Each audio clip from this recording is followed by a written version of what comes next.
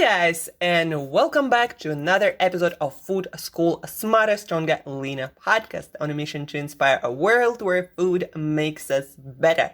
Happy Friday, everyone! The last episode of the week, and you are going into the weekend, and hopefully you planned already a day off.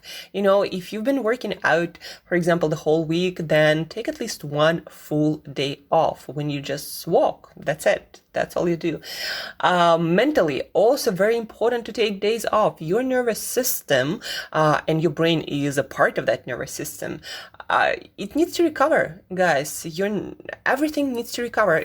Imagine like your nervous system is like wiring of this mechanism that we call human body. And as any wiring, if you're constantly pumping electricity through the wires, they will break at some point. And because we have a biological system that restores itself, we can give it rest, and it can start rebuilding, restoring itself, making itself stronger. So you don't actually have to do any repairs. You just have to rest. And it's important for your physical, for your mental performance to give that system a rest, to allow it to repair and recover. And also, it's important to disconnect from all this social media, your emails, everything. Just one day a week, just don't do anything.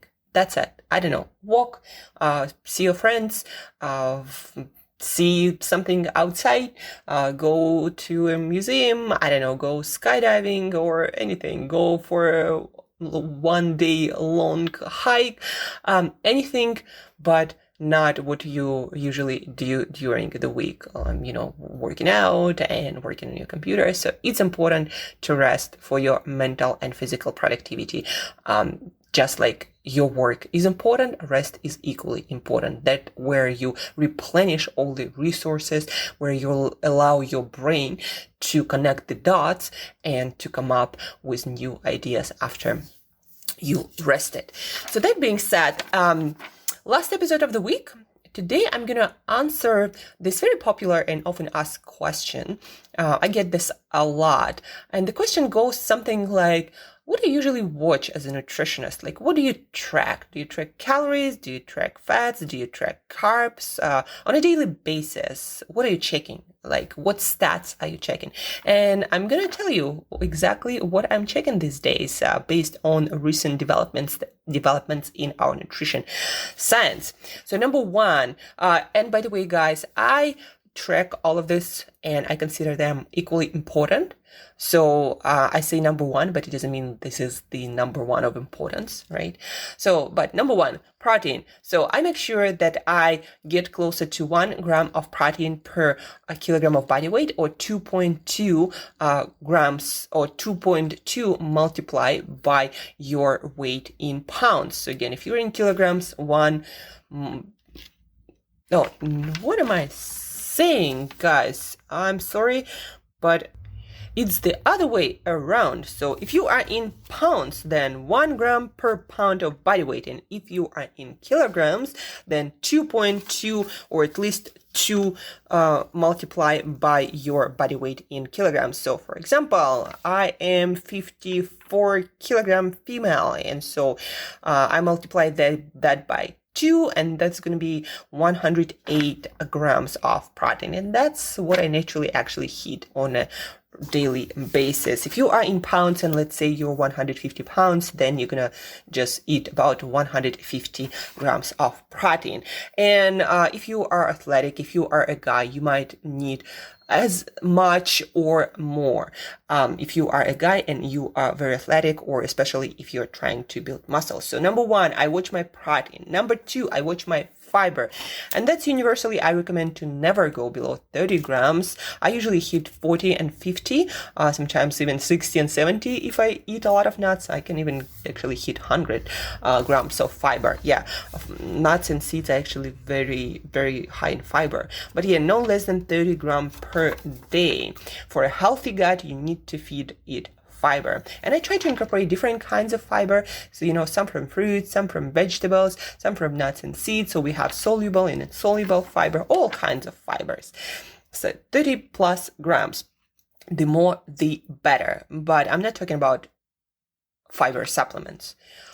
get your fiber from whole foods, because in those whole foods, you're also getting a wide range of nutrients that are also important for your health. Whereas if you just get fiber supplement, you're not going to be getting any of those nutrients. That's why I recommend to focus fiber in whole foods, not in some supplement.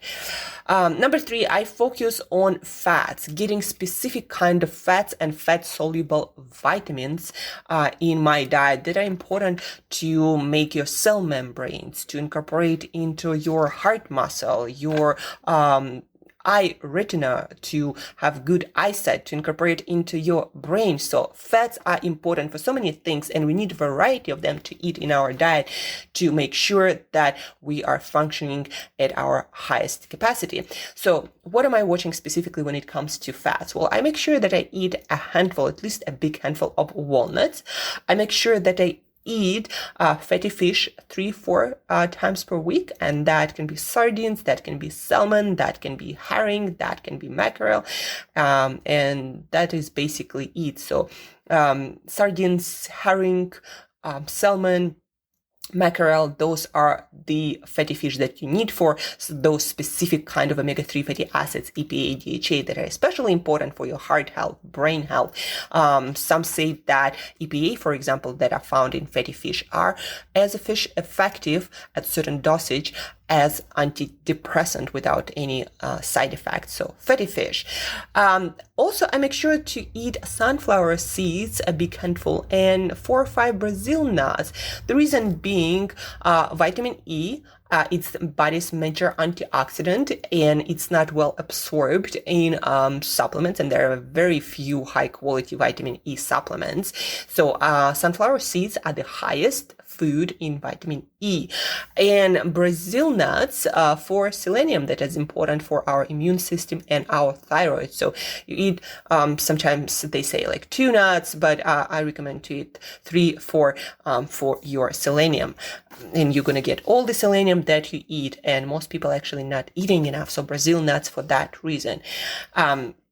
Number 4, besides all the fats that I just talked about, dairy products. I make sure to consume 0.5 liter or half a liter of fermented dairy product on a lower fat side, not non-fat, but 2 to 5 grams of fat per 100 milliliters.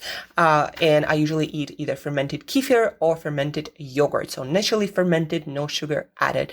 That is important for calcium, to hit your needs for calcium, because if you eat just 100 grams or 150 grams or 5 ounces of yogurt, it's not enough to get your calcium. And calcium is important to contract your heart muscle, your stomach muscle, all of your muscles, to even to fire your neurons in your brain and everywhere in your nervous system. So calcium is not just about bones and teeth.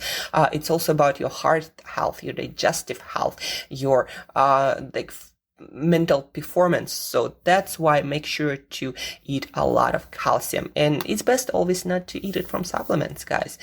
If you are a vegan, it's very hard, of course, to get your calcium, then supplement. But if you eat fermented dairy products, then 0.5 liter is what I do. Plus it has like vitamins, B vitamins, B12, B2. Sometimes if you eat something like sheep yogurt, it would have vitamin E and vitamin D, but also there is vitamin A. So a lot of goodness in dairy products, plus all the probiotics in fermented dairy.